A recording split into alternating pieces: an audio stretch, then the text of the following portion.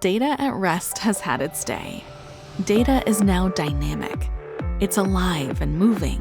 Today, real-time data is driving business innovation, business decisions, business vision and viability, now with a shared central nervous system, streaming data with connectivity everywhere. Across enterprises, systems, and cloud services, teams have access to the data they need when they need it. We no longer simply retrieve, we act in real time.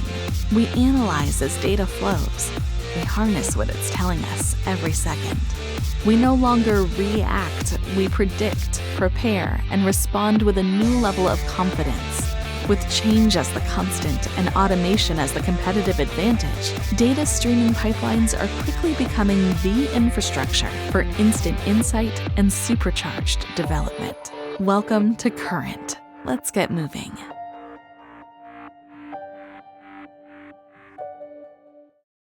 Current 2022 is officially open. Please welcome co-founder and CEO of Confluent, Kreps.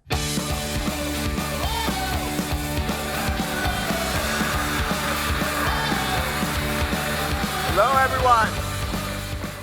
Welcome. I'm incredibly excited to be here today. I'm going to be talking about the rise of data streaming and what that means in our industry and how it's transforming companies and the way we think about data. But I want to start and actually just welcome everyone to Current. This is the first time we're doing this conference, and many people who have been to one of our conferences before may wonder, hey, where did my Kafka summit go? If you were around last year, I can assure you there is nothing to worry about. It's right here. We have an incredible amount of amazing content from some of the best minds in the Kafka community. It's a 50% growth in the Kafka-related sessions since last year. But we wanted to be able to broaden the tent a little bit. We felt there was something really exciting happening around data streaming. There's an incredible number of new use cases, technologies in the ecosystem. Kafka is in many ways the foundation of this emerging new platform, but there's so much else happening. And we wanted to have a forum to invite people to learn about all of that and talk about all of that and talk about the use cases. And that's what Current is about. It's about data streaming. And that's why we invited all of you here, and thank you for joining us. And I think there's no better illustration of that than the amazing set of sponsors who have come, technologies all throughout this ecosystem to be part of it. So thank you to all of these who have helped support the conference. Amazing stuff. If you want to go check out what they're up to, it's worth spending time at all the booths. And I think this illustrates something that I'm going to talk about in this talk, which is I really think we're at a turning point in how we think of data and in technology generally. And we've seen this phenomenon before where exponential growth looks linear. It looks like kind of a flat line going up until it doesn't, right? And we've seen this in obviously a negative way with the pandemic. We're seeing it in an incredibly positive way in the area of new energy technologies where like batteries and solar have gotten exponentially cheaper, and every prediction of how that will turn out has proven overly pessimistic. It's gone much faster than anybody thought. And we're seeing it in the adoption of streaming right now. And we're at this incredible inflection point where it kind of starts going up into the right, that hockey stick part of the curve. And people who have studied the adoption of new technologies, this is not a new phenomenon. This is a common model of kind of diffusion of a new technology. And there's obviously lots of books and buzzwords, whether you're crossing the chasm or whatever. But there really is something to think about how something new happens. How is it created? How does it get out there? How does it affect the way we do things out in the world? And I think that we're at this key point where that curve is starting to go up. And this starts to be part of everything in the streaming world. And I think we can learn a little bit about what that means from some of the prior technological revolutions, how those got out in the world. And so I'll give an example of the rollout of electricity. Now, this is an older technology. It's been around. It's not exactly high tech anymore. But you can see a little bit of something about how this happens. So when electricity is invented, you might imagine we go from the steam-powered factory with the crankshaft, and then something happens with Benjamin Franklin and a kite, or Tesla or something, and then suddenly everything is electrified, right? It's aha. But it's actually a little more complicated than that, how a new technology is developed, how it rolls out. There's actually a kind of chicken and egg problem to solve, where sure, if there was reliable power generation everywhere, and if electric motors and the electrical grid all existed, then there would be demand for that. There would be a set of use cases and factories and consumption of that. But when you start, you have neither. And so you have to figure out how do you get the egg if you don't have the chicken? But how do you get a chicken if you don't have an egg? And it turns out you have kind of a virtuous cycle here where there's some increase in supply, some early innovation that allows that to start. And that starts to drive a little demand for electricity. A few use cases here and there. It's hard, it's difficult, but if you piece it together for something important enough, it happens. And that additional demand drives more supply, right? There's more market to sell electricity into. There's more cause to kind of innovate around that. And this starts to kind of spin something up. And that's how you go up that curve. That's how you start to hit that inflection point. And at a certain point, it becomes reliable enough and plentiful enough and well-known enough, and there's enough skills around it that it starts to really take off. And when you think about what does that mean in the world of streaming, I think we're going through a similar thing. If you think about this area of data streaming, you might think, well, surely that's not as big a deal as like electricity. But maybe it is. Maybe it actually is. When we think about what's happening in software and companies, at the heart of that is data. Data is really at the center of how we do things. And there's been a huge gap in how we think about data. And this goes kind of right back to the beginning, and it's driven by the technology we've used. So when we think about where data came from, it's not inherent to computers. If you write something down, whether it's on like a papyrus scroll or a stone tablet, or you print it in a book, it's static. It's fixed at a point in time. You have something, it is as it is. It's not like your book is updating to represent the changes in the world that it was describing as the world changes. It's just the way it is. And that's how we've thought about data, and that translated into early computers. A mainframe works the same way. You're kind of loading some static stored data off a tape, you're churning through it and producing new output, you're storing it. It's ultimately about storing fixed data. And even as applications became more interactive, the translation to databases was ultimately about that same paradigm. How do we store data, and how do we fix it at a point in time so we can query it? And this kind of got us to where we are today, but it actually isn't enough. It's kind of half the problem, but it's only half. And the reason it's only half the problem is, reality isn't some fixed, static thing that just sits at a point in time. It's always evolving. And so our notion of data has to mirror that. It has to mimic that. The systems we build increasingly have to react all the time. And that's the pressure that's on companies. That's the pressure that is on the application layers. How do you build these systems that are smart, that are always in sync with what's happening across a big company, that are always reacting and evolving? And that causes a gap and a need. And that makes data streaming, in a way, kind of like electricity, where you have something that is just better. And it becomes a kind of inevitability, where you have something that is a better fit for the problems that we're trying to solve. And it's inherently going to take over.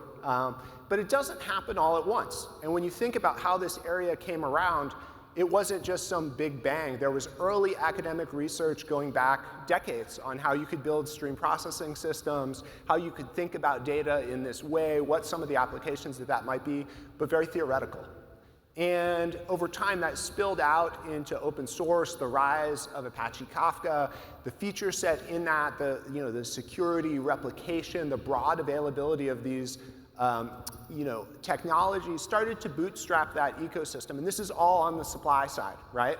The connector ecosystem that's grown up around Kafka, some of the stream processing capabilities, that's really made it easier and easier to get streams of data, to put this into practice. And that started to produce a whole set of use cases that feed off of that demand it, right? The use cases around IoT, around personalization and customer data, use cases around how the parts of a business stay in touch with each other, how they keep up to date, driving more real-time business models. There's a whole set of innovation on the demand side that is coming out of this, and that feeds back into the supply. This creates a market and the rise of public cloud services that make these streaming capabilities available on demand, that make it much easier to harness, that make it more plentiful, which in turn makes it easier to build use cases. And this is the spinning up of an area where you have something that is the way the world ought to be, and it spins up and becomes something as you hit that inflection point where it starts to take over. And that, I think, is exactly where we are. And so that kind of provokes the question of, well, what comes next? Where do we go from here? What does this mean as this kind of rolls out and starts to impact all the application software, all the way we build things, all the data that we have? And I think that's a really interesting question. I think that we're actually witnessing the rise of a major new data platform. And many of you have seen this happen in your own companies. When streaming comes around, it's not like the whole company just suddenly installs a new central nervous system and it's done, right? There's little bits of streaming here, little bits here in that application. It's kind of bits all over. But over time, that starts to come together in a new way, where these little outposts of streaming start to connect to each other, and you start to have the flow of data across. And that is actually driving the rise of what really becomes a new layer in these companies around data streaming. And I think it's worth thinking about this category in a first-class way. The rise of this data streaming platform that handles these kind of streaming use cases, that connects all the different applications across a company, that can kind of act as this central nervous system that allows you to keep up with what's happening anywhere in a business, that allows you to react and respond in real time, that kind of brings together the different parts of a business. And I think this is an incredibly powerful role. And I wanted to talk a little bit about how I see this category evolving. I think there's 5 key capabilities for a data streaming platform. The center of it is something like Kafka, right, where you're taking data streams, you're taking them as they're sent to you, you're writing them, you're storing them, you're ready to hand them out to people who need them. But that's not the only thing you need, right? It's not just that one abstraction. That's obviously a really important kind of interchange. But how you tap into the rest of the world, the connectors, that ecosystem that allows you to connect into the 10,000 things that you have in the company, get the streams of data, that's just as important. You're not going to be able to build on data streams if you don't have that. The capabilities to be able to do real-time processing on data. This is a new way of thinking and a new way of programming. The ability to actually work with that is critical. And in a modern company, the ability to govern this at scale, to make sure that this is safe, that it's secure, that you understand what the schemas are, so that you understand the compatibility of data, so that 100 things don't break downstream when one thing upstream changes, and the ability to share this broadly and conveniently across an organization. These are the key capabilities of this category. This is what's being brought together into something that makes this really easy for every company to harness. And it's unlocking a really immense set of use cases. We see use cases across virtually every industry doing an incredible set of things that you could hardly imagine. But you can kind of broadly categorize these. You could think of the use cases for a data streaming platform as being taking all the ways that data moves and moving it into something that is real-time, that is streaming, that is event-oriented, that connects everything up around this kind of central nervous system.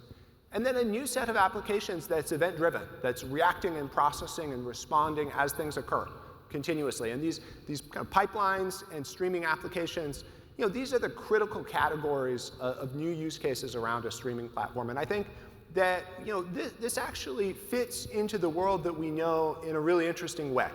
When we think about, hey, what are the big categories or estates of data in most companies, you could think of 3 things. There's the kind of operational databases, right? The MongoDBs and Oracles and Postgres's that are storing application data, the key value stores. This is a category that's been around for a long time. It's evolving with the move to the cloud. We know what it's all about. There's a category of SaaS applications. Now, we don't usually think of SaaS applications as data stores, but increasingly big chunks of what a company does and the data about how the company operates is stored in SaaS applications. The Salesforces and Marketos and ServiceNow flows, some of the HR tools and observability platforms. These are core sets of data. And maybe half the company is ultimately built in these off-the-shelf SaaS platforms. And then, of course, the analytics world, which is undergoing a whole revolution with the move to cloud, right? The data lakes and data warehouses. So these are kind of the big three estates we would normally think about when we think about data. But what you would notice is they're virtually all about data at rest. They're about data as it's stored. Each one is kind of its own little silo, right? Its own little island. And that's not the full landscape. When you think about the full landscape, there really is a fourth estate, right? The data streaming platform acts as this connective layer that bridges across all of these. And building this kind of data streaming platform, this is obviously the undertaking that Confluent was founded to help undertake. We're not the only ones. There's many people working on this. And there's really an emerging ecosystem around this of open source technologies that help complete this platform, help do parts of it. And increasingly, this plays a role, connecting that whole ecosystem of data, connecting all the different SaaS applications, plugging into those, connecting the operational databases and the analytics platforms, allowing the real-time flow and real-time processing through all of these. And this emerging ecosystem around data streaming has driven a bunch of really amazing innovation. There's fantastic work that has happened in the connector ecosystem. So an open source project like Debezium has really focused on, hey, how do we take some of the data at rest in our operational databases and turn it into event streams and do that in a first-class way to publish out to Kafka and make available. There's incredible work happening in stream processing, both in Kafka itself, but also in some of the external layers that are going out and innovating and trying to build new tools and new ways of thinking about stream processing. And the actual databases themselves, the operational databases, have done deep work to integrate change data capture in a much better way. Early on, there was always some kind of change capture. There's some log on the database, but it was often kind of a hack, sort of a weird unknown backdoor. But increasingly, that's becoming a first-class interface of streaming, which makes the integration into a data streaming platform much, much better and makes it a key way that data is published out. And then finally, you're seeing the emergence of a set of analytics technologies around the data streaming platform that can tap into streams, that can index it in real time, that can provide real-time analytics on top of it, and that are seeing phenomenal adoption. And I think this is a kind of native to the streaming world version of analytics, and I think you're seeing a lot of this happening. And then even existing technologies, something like Presto or Trino, is being adapted to be able to query off the data in Kafka and use that. So there's really incredible work happening in the ecosystem around the data streaming platform. And all of this comes together to enable, I think, a really exciting set of use cases. Use cases around the customer experience, how you transact with customers, the ability to personalize across every interaction, whether it's in person or online, gather all the right data, make the right decisions to do the smart thing. And this is an incredibly important part of how businesses operate. But it also feeds back into the back-end operations of a company, right? The manufacturing, the processes that drive the creation of goods and services, detection of anomaly and fraud, incredible use cases there that are reacting to the operation of the business, that are driving better decision-making and more efficiency. And then it's actually unlocking very new business models. Increasingly, you'll see more on-demand services, new marketplaces that are kind of balancing supply and demand in real time, whether it's ride sharing or food delivery or this is becoming an aspect of many existing businesses. And this is very much enabled by real-time data. So there's incredible innovation that's happening on the demand side and how you can use this stuff and how it can be applied in companies. And in many ways, this is becoming something that is happening in virtually every part of the economy. And this is something that we at Confluent really wanted to help encourage. There's incredible innovation, increasingly even businesses that are built directly in a native way around streaming. And so to help support this, we're announcing today our Confluent for Startups program. And this gives a full year of usage of Confluent Cloud for free to any startup that's in the Series B or earlier stage and wants to take advantage of this. It comes with really deep technical support and a whole founder community around it. So anybody who's interested in building around this streaming area and wants to get started in a time where everybody's being a little bit thrifty in the startup world, now has access to this, and we're really excited to see the things that come out of it. And I think this is part of, all right.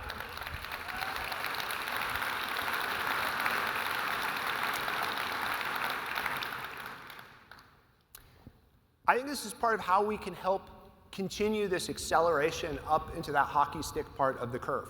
The vendors who are building around streaming now are doing incredible things and plugging into this and putting it to use for really new use cases.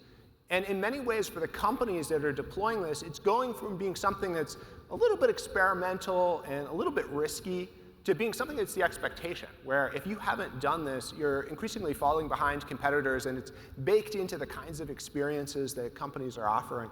And this drives that cycle faster and faster. This is very much that deployment period where it goes out in the large. There's now amazing cloud services that provide data streaming on demand.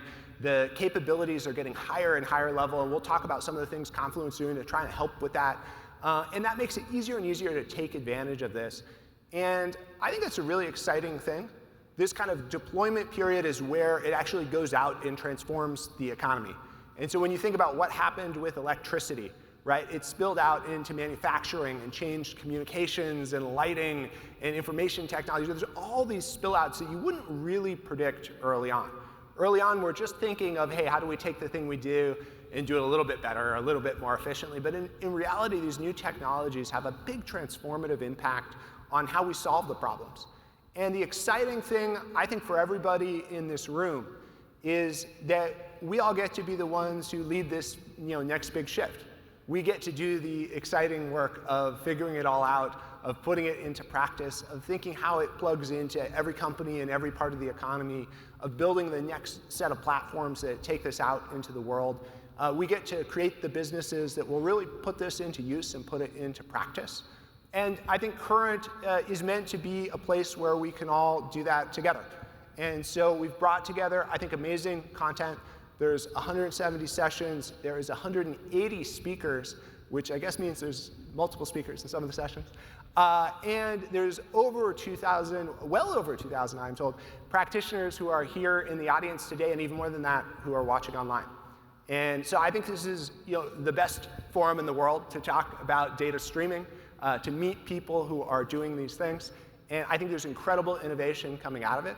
And it turns out I'm not the only person who thinks that. We have an amazing video of a few others who share the mindset. And we're going to hear from them.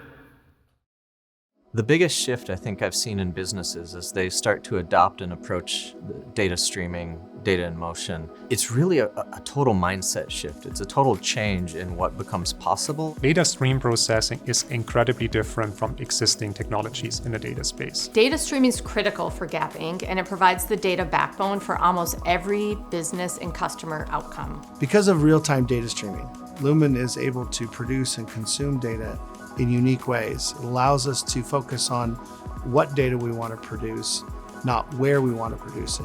Real-time processing is incredibly important to our customers because life happens in real time. Some of the challenges organizations faced in the past when they were trying to adopt continuous architectures was that the weakest link in the chain sort of dominates everything. So if you have one step of your pipeline that is batch processed and really slow, then it doesn't matter how fast you are in the rest of the pipeline. The classic challenge we see with enterprises that haven't yet adopted real-time streaming is the stereotypical rat's nest of source and sink infrastructure and the various point-to-point connections that you have between those. With that kind of architecture, you get a lot of instability and complexity. All sorts of new and interesting applications have been enabled primarily through the extraction of the streaming system as its own independent part of the data ecosystem. Where previously they were making trade-offs and negotiating, now they can do the thing that they always wanted to do. Data streaming is table stakes for us in 2022.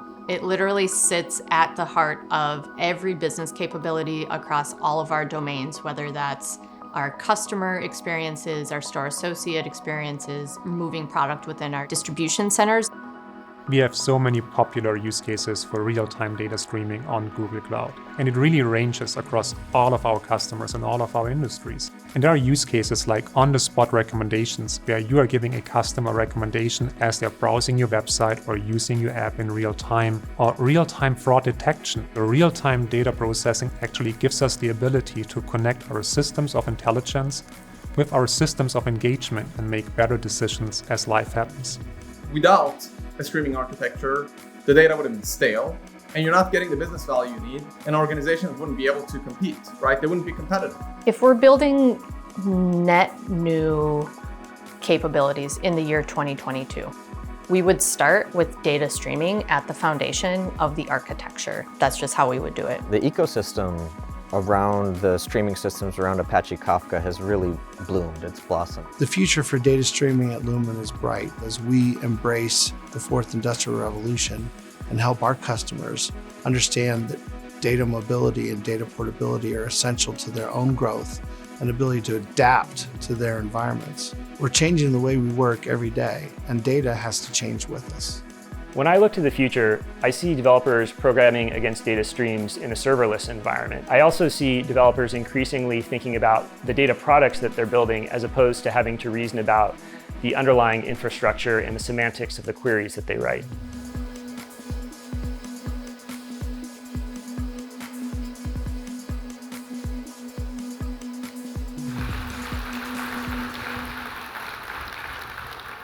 So next up, I'm going to invite to the stage Gian Merlino of Imply, who has one of the co-creators of Druid, and he's going to tell us a little bit about what's going on in this larger ecosystem, and a little bit about Druid and Imply.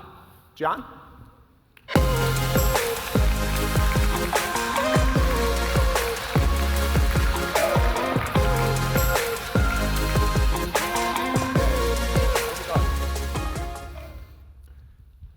All right, maybe you could start and just introduce yourself and tell us what is Imply, what is Druid, what is this new technology, how does it fit into this world of streaming? Yeah, sure. Well, first off, thanks for having me here. I'm really excited to be a current.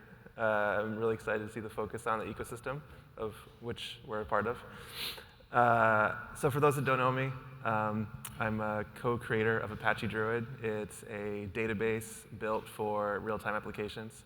And I'm also a co-founder of Imply, a company built around the Apache Druid project. I guess the way I like to talk about Imply is it does for Druid. We do for Druid what Confluent does for Kafka.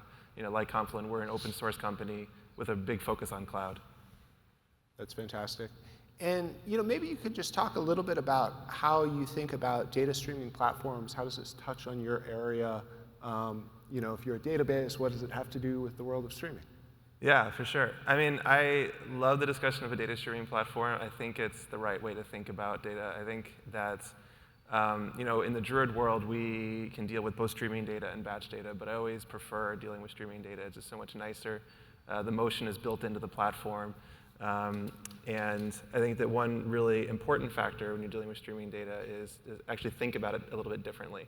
You don't want to, when you're thinking about batch data, when you're thinking about this sort of traditional thing, you're thinking about, what's the state of things, you're thinking about updating that state, you're thinking about I have a repository that things live in. When you have streaming data, it's all about change, it's all about events, it's all about things happening. You don't go back and change something from earlier in the stream, you just add more events, things just keep happening. It's much more authentic to how life really works, and so it enables things to become really real time and enables software to get hooked into the ops of a business. That makes sense. In your customers, what's the level of adoption of this kind of data streaming platform, of data streams? Is that something you see commonly? Yeah, so I would say that so Kafka is super widely deployed, and what we see is that most people aspire to be at the level of maturity you're talking about, but still today have maybe one or two use cases they're solving with a streaming platform.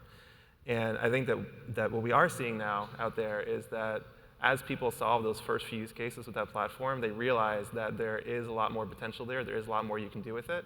And so they're searching for, how do I get the most value out of this? And of course, one great way to do that is to build apps. Yeah.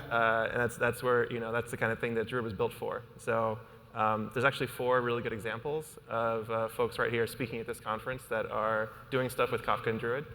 One is yourself, of course. At Confluent, you have an internal observability built around Kafka and Druid. You've also got Health Plus in Confluent Cloud built around Kafka and Druid.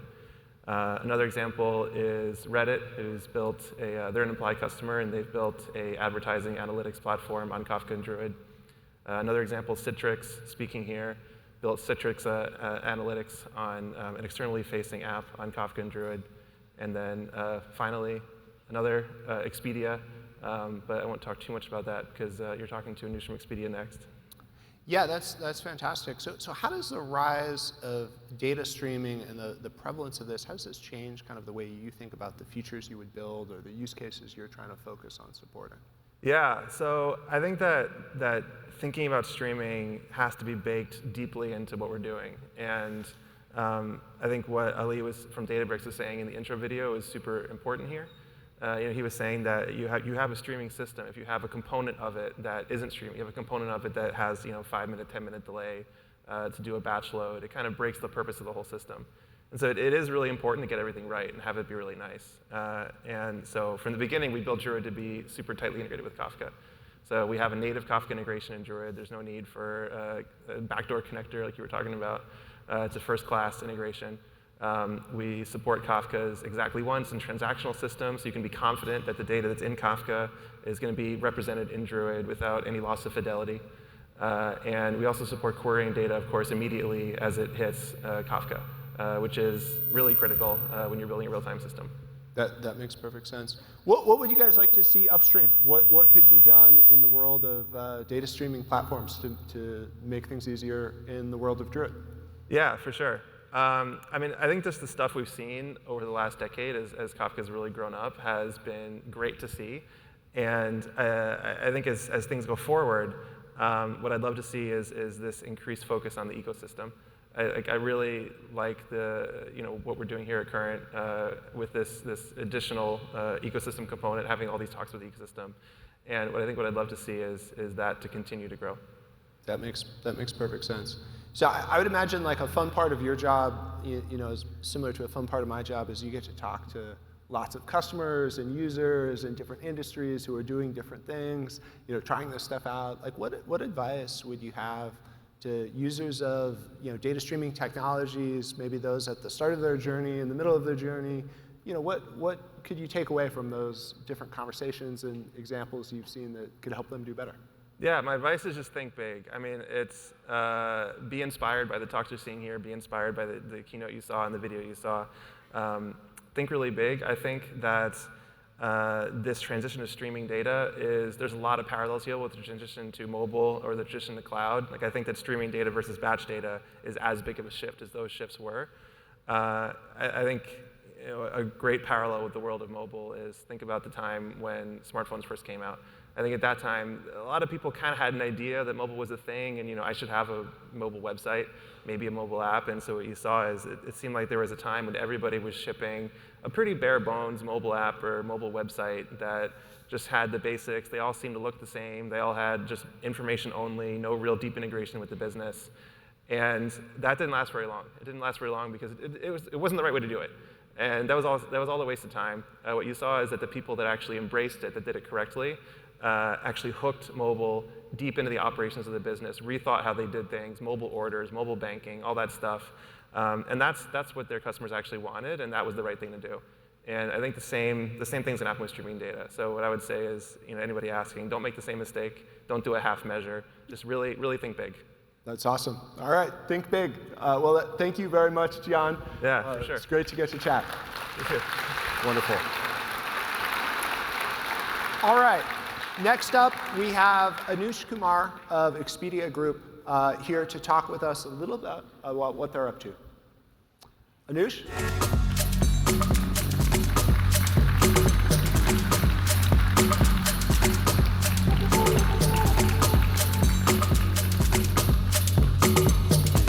How are you, man? Good to see you. Well, welcome, Anush. Maybe you could tell us a little bit about yourself. People probably know Expedia Group, but tell us a little bit about Expedia and what you guys are up to. Yeah, wonderful to be here. Thank you for having me. I lead the intelligence services group in Expedia, so my team oversees all of our platform investments in real-time messaging, so communications, conversations, context, and now retail affiliates. That's fantastic. And maybe you could tell us a little bit about your history with real-time services. Data streaming, how did this come about? How's it used? We'd love to learn. Yeah, absolutely. Look, I mean, Expedia Group is a technology provider for travel. We've done a fabulous job of looking at real-time applications that concern everything from pricing, from booking the best trip of value for you. Over the last couple of years, we realized that travel is messy. It starts with change of plans for you, change of plans from a supplier side, a whole bunch of environment changes that we need to react in real time. And so really, we've been focused over the last couple of years on data streaming at the core of some of our real-time experiences, making that ubiquitous, not just for our travelers, but for our suppliers, and then our agents as well in that ecosystem, and providing the best service that we can to our customers through the life cycle. And I imagine the last few years have been pretty exciting for you guys. I mean, every company in every industry is affected by a pandemic, but probably none more than travel. And it seems in both directions, where maybe there was less, but now on the flight here, it seemed like a mob scene at the airport. So now maybe everybody's catching up. I don't know if it's vacations or business travel. What was that like? I'd like to hear a little bit about how you guys went through all that. Well, hopefully that was a once-in-a-lifetime event for us, as with a lot of folks in the audience as well. Overnight, I think we literally had a 40x spike in terms of customers calling us in for services. I mean, our call centers couldn't handle it within minutes. Luckily for us, we've taken this journey of looking at the foundations for what data streaming looks like from a platform standpoint. And we were able to cope with that with the tech that we're working with you guys closely on. But more importantly, it helped us focus in on what is important for our business, what's our core competency, what we really want to do, and then partner with folks such as Confluent from a data streaming standpoint to evolve that and make that real-time experience more ubiquitous. And what really is kind of the value of data streaming for Expedia Group? What does it let you do? Great question. We started with two premises. The customers really wanted to self-serve without having to pick up the phone and call an agent. And so we started off with very simple, I want to say use cases around enabling users and travelers and our suppliers to also connect with our systems and change the cancel, change, and ask queries from Expedia. Over the period of time, we've evolved that, and we've understood that customers also want to be contacted in the channel of their choice. They could be on a mobile phone for a moment. They may want to actually pick up the phone and call somebody. It could be on the web. They could be on social media. And so just the notion of needing to interact with them in real time in the channel of their choice in a contextual manner. You better know that they called us for something when they start chatting with us. And so that's where we've evolved to over a period of time, and the value from a standpoint of real time. Yeah, that's incredibly common in what we hear working with different customers in all kinds of industries, that kind of the expectation on the quality of interaction, the intelligence that's applied to it is just dramatically changed in almost every business. And it is exactly that, of bringing together everything the company does in this very holistic way that is not a simple thing to do technologically, and where streaming is really a critical part of how you do it. Well, maybe you could walk us through some of the specific examples around how this plays out, this live service agent. What does it do, and how do you use it? Yeah, the virtual agent platform that we've launched a couple of years ago, and we had a chance to unveil at our event earlier this year in May, does about 29 million conversations, and maybe give or take a little bit more in terms of self-service automation. It's been received very well by our travelers and by our suppliers. If you think about it for a moment, that equates to about 8 million hours of agent work that we've saved as a result of that. And because we took a platform approach to start with, we've got the foundations in place, and we're rapidly scaling this to extract value across multiple dimensions today, and then plans in the future as well. That's fantastic. What do you think comes next for Expedia Group in the world of streaming? What are you looking forward to in the future? Great question. There's a lot of things we're looking at. If you actually pull out your phone and you hit on stays, you can speak to the virtual agent today to book your next stay with us. So that's an interesting use case that we've been able to sort of rapidly get out there with the foundations, again, that we had in place with data streaming. There's a lot of things we're looking at in terms of how do we compose some of the aspects of travel that we are very good at and personalize and make your experiences intelligent with context across all channels. And so that's something that my team is looking very closely at this point. That's very cool. So from an application to a platform, I guess. That's right. That's excellent.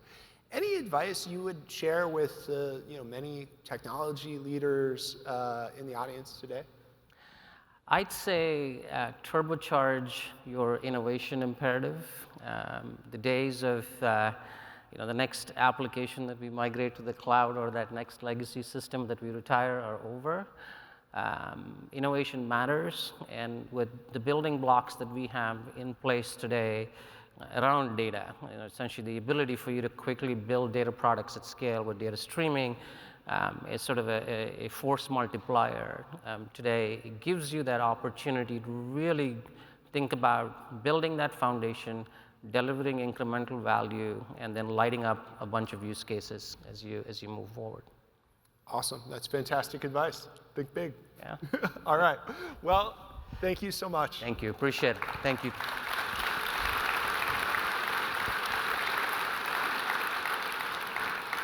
All right.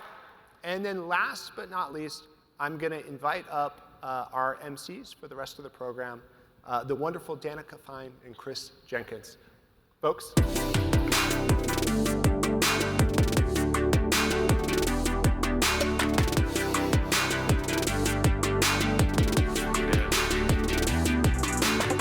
Wow, hello. Wow, this is a pretty good crowd. This is a great crowd. Thank you, Jay. Thank you, everyone. It is so great to be here for the very first Currents. Who's excited? Thank you very much.